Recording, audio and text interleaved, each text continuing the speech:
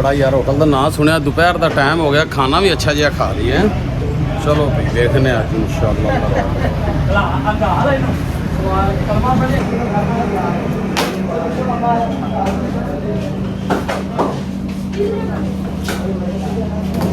बेटा बैठो सर जी बैठो मैं वेटर ਨੂੰ ਭੇਜਣਾ ਵਾ भेजो बेटा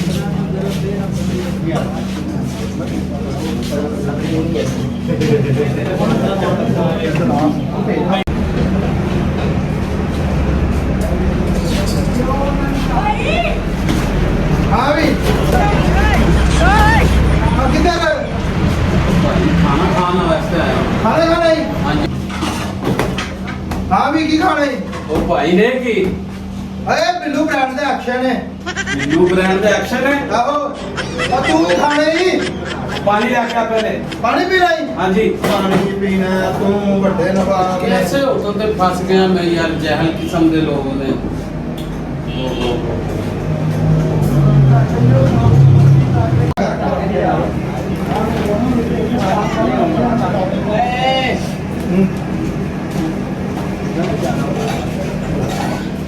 ਆ ਫੜ ਪਾਣੀ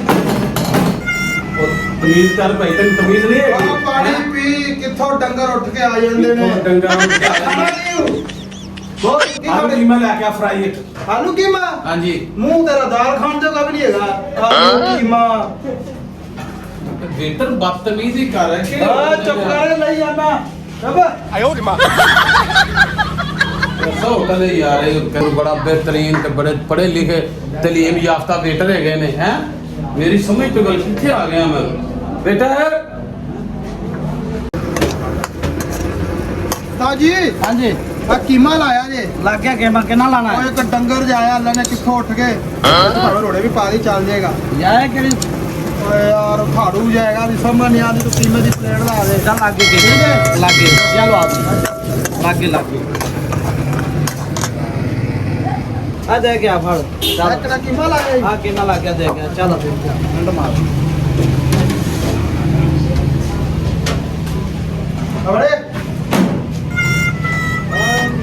ਖਾ ਨੂੰ जाता सलाद लेके आओ भाई ਓਏ ਇਹਨੂੰ ਖਾ ਰਹਤਾ ਸਲਾਤ ਰਹਤਾ ਸਲਾਤ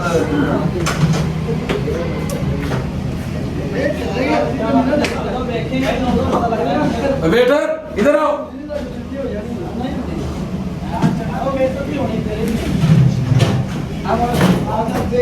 ਕੀ ਬਿਮਾਰੀ ਹੁਣ ਤੈਨੂੰ ਕੀ ਹੈ यानी कैसा होटल है मेरे को समझ नहीं आ रही कि मैं क्या कर रहा हूँ की खाना कर खाने रहे हैं? में क्या कर ਕੀ ਹੋਇਆ ਇਹਨੂੰ भाई नमक इसमें बहुत तेज है ਓ ਜਾ ਨਮਕ ਤੇਜ਼ ਕੌਣ ਕਹਿੰਦਾ ਨਮਕ ਤੇਜ਼ ਮੈਂ ਤੈਨੂੰ ਖਾ ਕੇ ਖਾਣਾ ਨਮਕ ਤੇਜ਼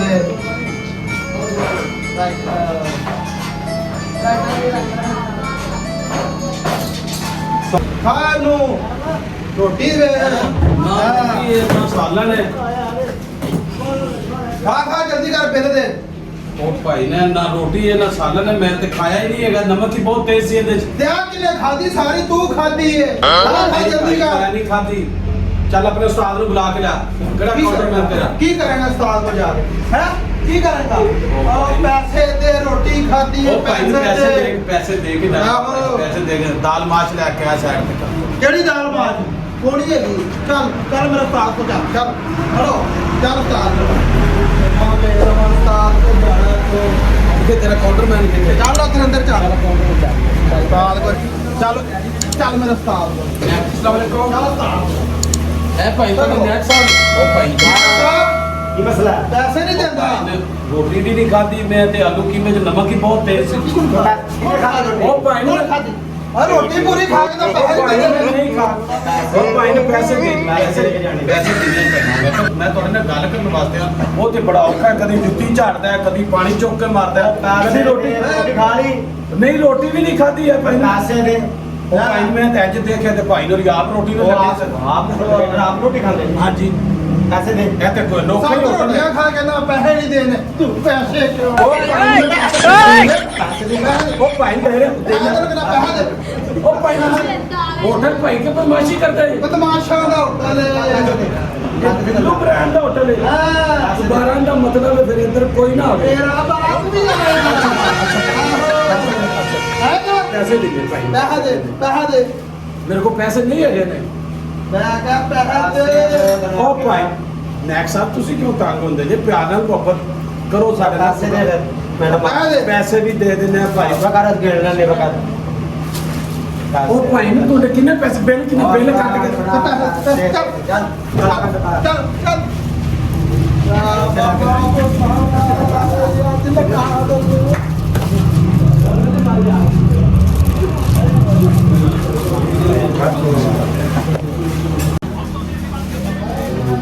ਸਾਧ ਅੱਜ ਤਾਂ ਕੱਟਾ ਹੀ ਚੋਇਆ ਵੇਖਿਆ ਹੀ ਮੈਂ ਪਿੱਲੂ ਕਰਾੜ ਦੇ ਸਟੈਨ ਹੈ ਰੋਟੀ ਵੀ ਖਾ ਗਏ ਮੈਂ ਕਿਹਾ ਮੋਜਾਂ ਲੱਗੀ ਲੈ ਵੀ ਕੱਲ ਫਿਰ ਫਸਣਾ ਚਾਹੀਦਾ ਹੈ ਸਾਡਾ ਮਾਲ ਕਰ ਜਲਦੀ ਜਲਦੀ ਓਏ ਉਸਤਾਦ ਹੀ ਨਾ ਆ ਜਾਵੇ ਤੇ ਲਗਾ ਕੇ ਅਰੇ ਕੀ ਹੋ ਰਿਹਾ ਕੀ ਹੋ ਹੈ ਆ ਕਰੂੰਗਾ ਨੈਕਸਟ ਸਾਹਿਬ ਇਹ ਤੁਹਾਡਾ ਵੇਟਰ ਹੈ ਹਾਂ ਇਹ ਤੁਹਾਡਾ ਕਾਊਂਟਰਮੈਨ ਹੈ ਆਇਆ ਭਾਈ ਇਹ ਵੇਖੋ ਮੈਂ ਦੇਖੋ ਅਜੇ ਮੈਂ ਖਾਣਾ ਵੀ ਨਹੀਂ ਖਾਇਆ ਭਾਈ ਨੇ ਇਹਨਾਂ ਨੇ ਪੈਸੇ ਵੀ ਮਿਲਦੇ ਨੇ ਖਾਣਾ ਵੀ ਨਹੀਂ ਲੱਗ ਕੇ ਖਾਇਆ ਨਾ ਜੀ ਇਹ ਸਾਰਾ ਖਾਣਾ ਖਾਧਾ ਇਹ ਖਾਣਾ ਖਾ ਗਿਆ ਨੇ ਇੰਜ ਦੁਕਾਨਦਾਰੀਆਂ ਹੁੰਦੀਆਂ ਤੁਸੀਂ ਜਿਹੜੇ ਦੋ ਆਂਦੇ ਨੇ ਉਹ ਵੀ ਭਜਾਓ ਜੇ ਨਹੀਂ ਯਾਰ ਅਸੀਂ ਕੁਝ ਵੀ ਨਹੀਂ ਕੀਤਾ ਅਸੀਂ ਆ ਸਾਡੀ ਕਮੇਟੀ ਲਿਖਦੀ ਉਹਦੇ ਪੈਸੇ ਨੇ ਕਮੇਟੀ ਦੇ ਪੈਸੇ ਨੇ ਭਾਈ ਜੀ ਇਹਨਾਂ ਨੂੰ 10 ਰੁਪਏ ਕਮੇਟੀ ਨਿਕਲੀ ਕਹਿੰਦਾ ਮੇਰੇ ਕੋਲ ਲੈ ਨੇ ਇਹਦਾ ਤੁਹਾਡੇ ਕੋਲ ਹੋਏ ਨੇ ਹਾਂ ਬਿਲਕੁਲ ਕੋਈ ਨਹੀਂ ਅੱਜ ਤੋਂ ਬਾਅਦ ਇਹਦੀ ਤਰ੍ਹਾਂ ਬੰਦ ਛੁੱਟੀ